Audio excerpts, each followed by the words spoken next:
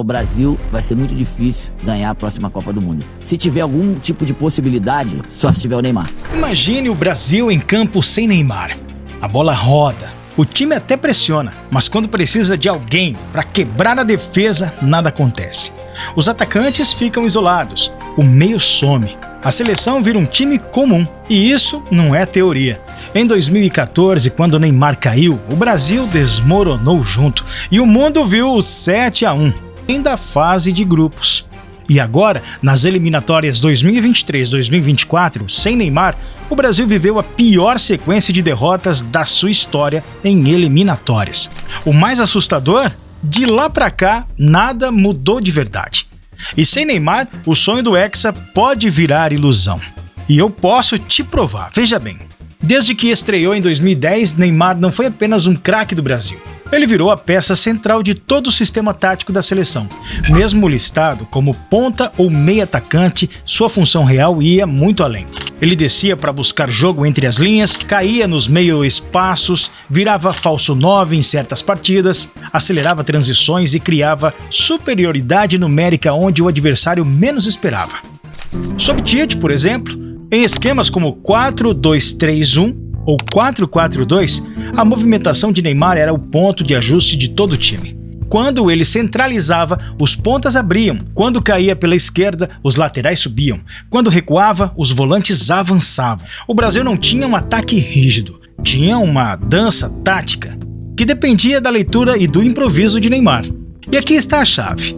Não se tratava apenas de gols ou assistência. O que Neymar oferecia era a capacidade de quebrar sistemas defensivos organizados. Em Copas, onde os adversários jogam fechados, com linhas compactas, esse detalhe faz toda a diferença. Quando a seleção parecia sem saída, Neymar criava o inesperado, um drible improvável, um passe vertical no momento certo, uma jogada que não estava no manual. Essa é a tal da Neymar dependência. Quando o Neymar está ausente, surgem problemas táticos, e eu posso te provar. Sem Neymar, o Brasil passa a atacar de forma engessada, explorando demais as laterais, cruzando bolas sem eficiência e tentando infiltrar de forma mecânica.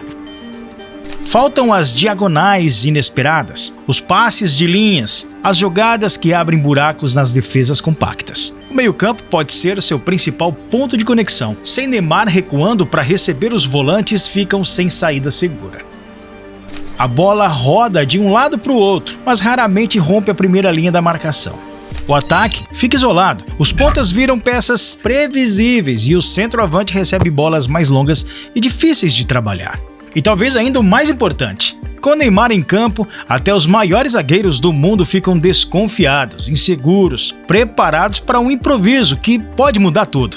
O maior exemplo? Mineirão 2014. Sem Neymar, o Brasil não só perdeu seu craque, perdeu o equilíbrio emocional. O time entrou sem confiança. A defesa virou peneira e o meio-campo foi atropelado. O placar de 7-1 não foi apenas uma derrota, foi a prova viva de como a ausência de Neymar desmontava todo o sistema. Carlo Ancelotti chega ao Brasil com uma ideia clara: construir uma seleção menos dependente de um craque isolado e mais parecida com um time europeu moderno, compacto, equilibrado, com responsabilidades distribuídas. Mas será que isso é suficiente para ganhar uma Copa sem Neymar? A história das Copas mostra que em jogos de mata-mata não basta ter organização.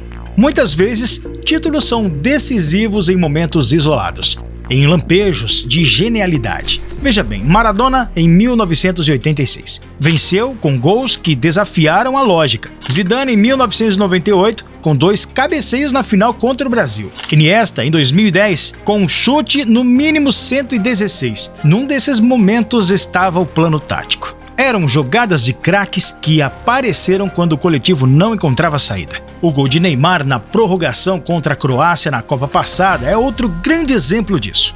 E é exatamente esse tipo de momento que o Brasil arrisca perder sem Neymar. O coletivo pode funcionar contra seleções médias, mas contra defesas compactas e adversários experientes, falta a faísca que quebra o jogo. E sem esse detalhe, uma semifinal pode virar eliminação. E a seleção de Ancelotti é focada justamente nesse ponto coletivo. Ancelotti já deixou claro: Neymar só joga se estiver fisicamente 100% e disposto a se adaptar ao coletivo. O projeto não é mais desenhar o time ao redor dele, mas mostrar uma engrenagem em que cada peça tem seu papel. O primeiro pilar é a defesa. Nada de linhas abertas e time exposto. O Brasil de Ancelotti deve ser compacto, com laterais mais cautelosos e meio-campistas responsáveis. A prioridade é não se desorganizar após perder a bola. Sem Neymar, os jovens talentos recebem a missão de dividir a carga criativa. Vinícius Júnior, Rodrigo, Rafinha e até promessas como Estevão precisam assumir pedaços do que Neymar fazia sozinho: driblar, criar, atrair marcação, decidir jogos.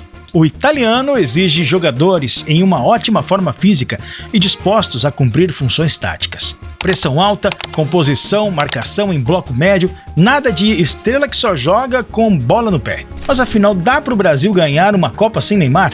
Olha, até dá. Mas os números não são nada animadores sem o craque. Veja só, com o Neymar em campo foram 58 jogos, 41 vitórias e apenas 4 derrotas. Sem ele, em 45 jogos a seleção sofreu mais que o dobro de derrotas, 10. E a diferença não para por aí. Nos jogos com o Neymar, o Brasil marcou 124 gols. Sem ele, foram apenas 71.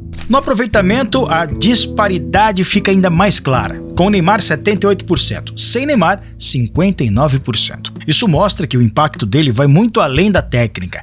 É estatístico, é histórico. Casos que comprovam essa tese. Copa de 2014. Sem Neymar, lesionado nas quartas, o Brasil perdeu não só seu principal jogador, mas também a confiança coletiva. O resultado foi o colapso diante da Alemanha, no famoso 7-1. Copa América 2015. Suspenso após a fase de grupos, Neymar deixou um vazio no ataque. O Brasil perdeu intensidade e caiu nos pênaltis para o Paraguai. Copa América 2016. Neymar optou pelas Olimpíadas e nem jogou a competição. O resultado? Eliminação ainda na fase de grupos, algo que não acontecia desde 1987. Eliminatórias 2023-2024. Sem Neymar em boa parte dos jogos, a seleção acumulou tropeços seguidos, derrotas para Uruguai, Colômbia e Argentina. A pior sequência da seleção brasileira em eliminatórias da história. Copa América 2021. Mesmo com Neymar, ficou claro quanto dependíamos dele. Quando foi bem marcado na final contra a Argentina, o time não teve um plano B e perdeu no Maracanã. É claro que Ancelotti tenta construir uma seleção mais equilibrada, com múltiplas fontes de criatividade. Mas em semifinais e finais de Copa, onde um drible, uma marcação ou um passe milimétrico pode mudar a história, não ter Neymar é abrir mão da carta mais rara do baralho. Sim, o Brasil até pode ganhar sem ele, mas só se vários jogadores aprenderem a dividir sua genialidade. Caso contrário, a Neymar dependência continua sendo, na prática, a verdade que ninguém gosta de admitir. Nesse vídeo, no canto direito da tela, eu mostrei o quanto Neymar é genial, a ponto dos jogadores do Santos não conseguirem acompanhar seu raciocínio. Clica lá e tire suas próprias conclusões. E agora eu quero saber, na sua opinião, o Brasil consegue mesmo ser campeão sem Neymar? Ou ainda dependemos totalmente dele?